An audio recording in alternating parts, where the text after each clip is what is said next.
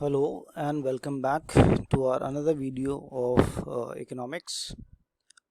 So last time we already discussed what is economics, what are the types of economics, approaches to economics and so on. Before we start, let me remind you, if you haven't subscribed to my channel, please subscribe. Apart from this, always don't forget to share, comment and like if you really like the content, so that we feel motivated to proceed. So today our first concept that we'll discuss is demand. So as I said, first we'll discuss few topics of microeconomics, and this is the first topic in microeconomics that we are discussing. So what is demand? It is the various quantity of a commodity which an individual is willing and able to buy at each possible price. So for a demand to be called as demand, we need two things, technically two things: willingness and ability. Okay, so if you are only willing or you have wish to buy anything, okay, and you don't have the ability to buy, that is money in your pocket, then it won't be called as a demand. For example, I may wish to buy a luxury expensive car, but if I don't have money, then it won't be called as a demand. So it is the various quantity of a commodity which an individual is willing and able to buy at each possible price. What is each possible price?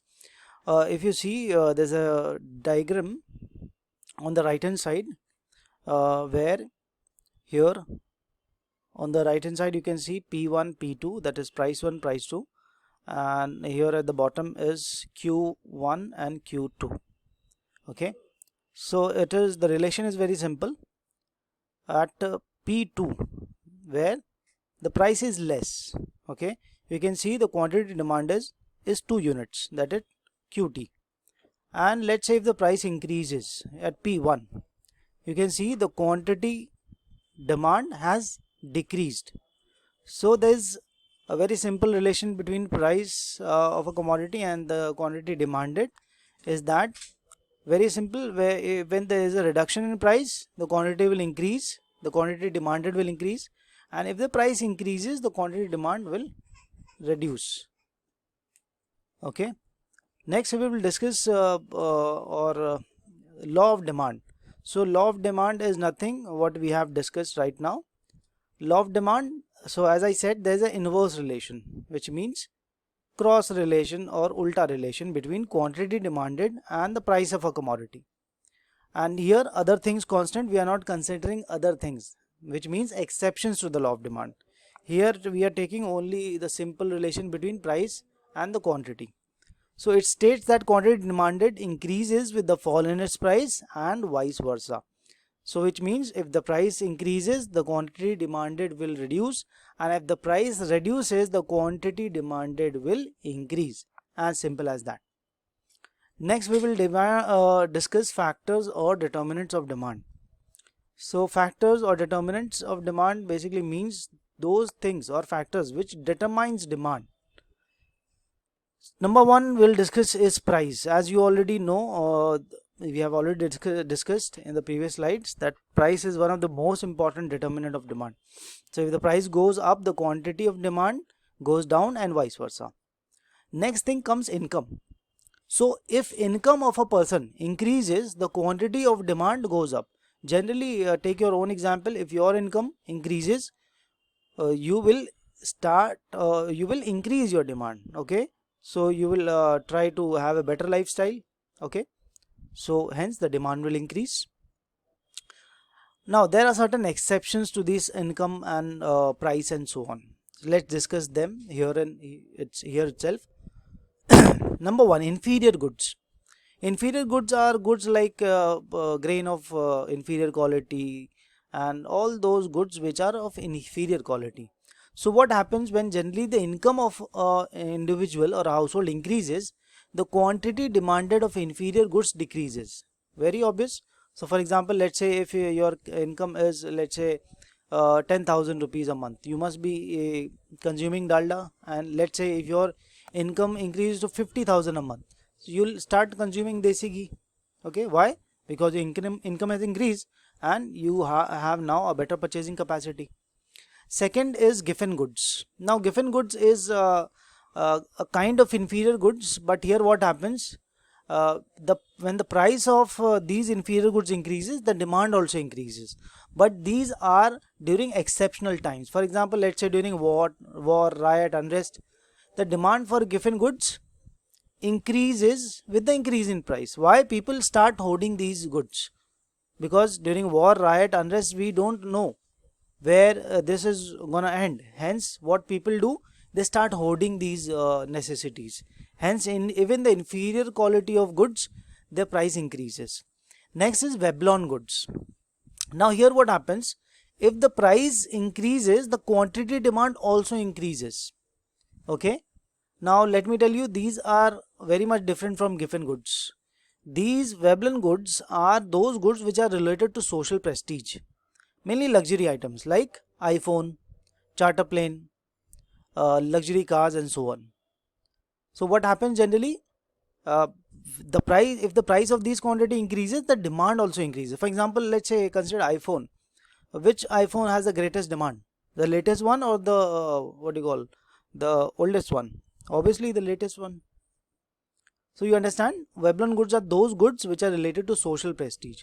So what happens, if the price of these goods increases, the demand also increases.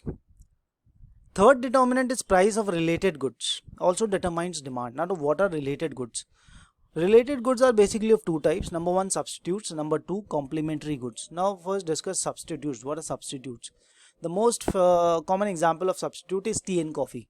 Okay, or let's say tea or cold drink.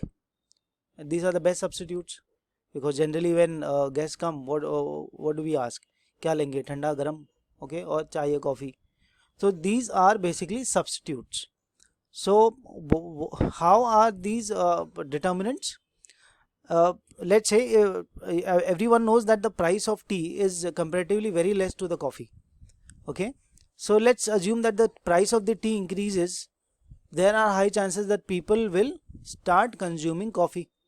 Okay, and it can be vice versa also, because tea is generally consumed because of the price factor as compared to the coffee. So let's say if the price of the tea inflates to such a level that it comes equivalent to coffee, people will switch over to coffee. Why? Because they are the closest substitute and generally consumed beverages. Then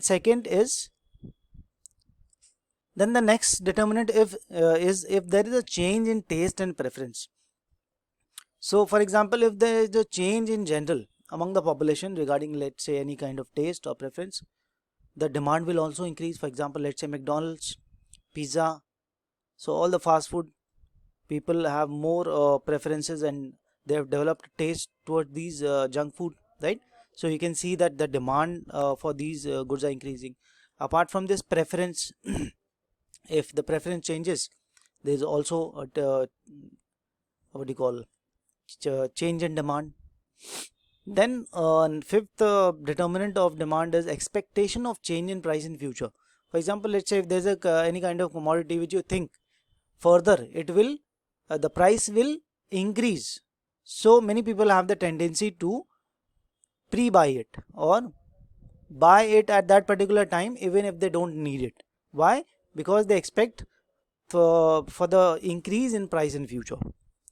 Last but not the least, change in weather. So change in weather also determines demand. For example, woolen clothes have demand in winter season, and so do the hot drinks and cold drinks. The demand in general increases during depending upon the season. Okay, so these are the determinants of demand. Now let's move forward and we will discuss price elasticity of demand, which means to what level demand can be or to what level price can affect demand. Okay, to what level price can affect demand and how it is determined, or what are the factors or determinants of this elasticity. So price elasticity of demand is basically, it measures responsiveness of quantity demanded of a quantity sorry, that has to be commodity. It measures responsiveness of quantity demanded of a commodity to the change in its price. Okay, so there are different determinants of elasticity. Number one, let's say consider the nature of the commodity. What is the nature of the commodity? So for example, if the nature of the commodity is necessity, for example, let's say food grain or vegetables, onion, tomato, okay, these are necessities. Each and every household will need this on a daily basis.